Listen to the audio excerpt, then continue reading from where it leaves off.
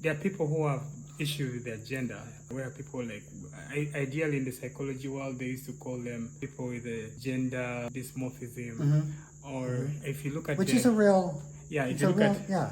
but because of the work campaigns and the monies they're putting this, they are altering science. So now science can always prove whatever their agenda is and proves it right. So eventually they found a way of pushing it out. We've adopted the Western culture, the Western way of looking at things. It makes practice a bit ambiguous. You don't know how to approach this kind of cases.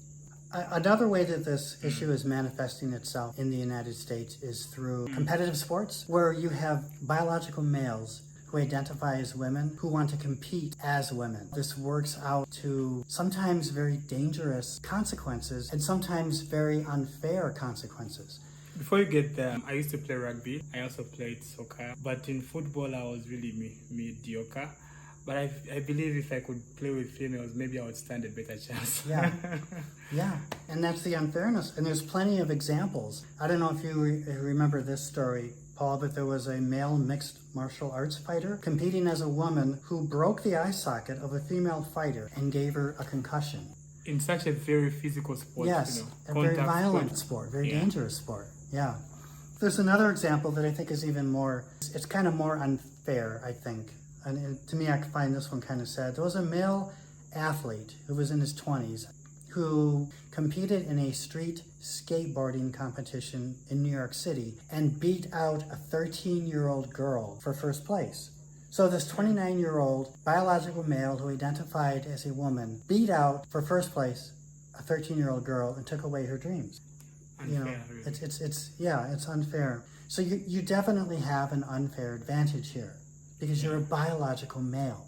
And this is what I think the woman that left the comment that we're kind of responding to, and it's kind of been this long response to that comment, that's what she's concerned about, is biological males coming in and taking space that was intended to be for women. It's not like we are people who are not empathic about these people who are experiencing this kind of feelings about their own body structures or their genders.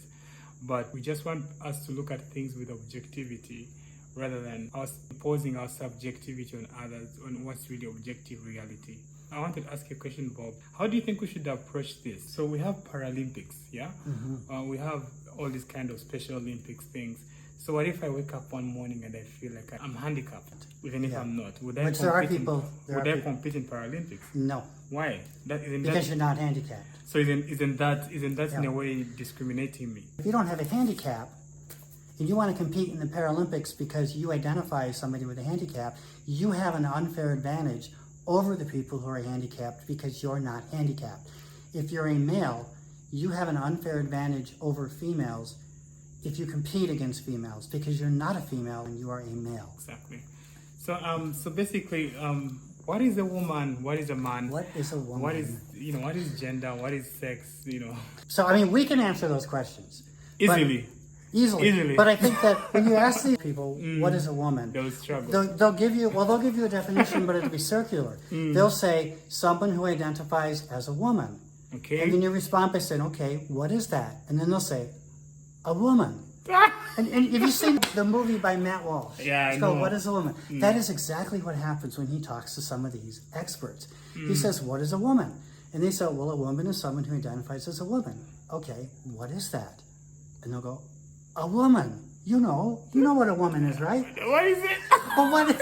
Okay, we can answer. A woman. Yeah. Okay. A woman is an adult biological female, XX chromosomes. A man is adult male with XY chromosomes. And I know that somebody will bring up the fact that there is a certain disorder. There's like a small number of people. Intersex is a disorder. Yeah. Let's say that I say that a human being has 2 legs. But let's say I only have 1 leg. Does that mean legs exist on a spectrum? Maybe as a human you can have 1 leg or 2 legs, or maybe there can be a whole number of legs. This is the example that I heard from Matt Walsh.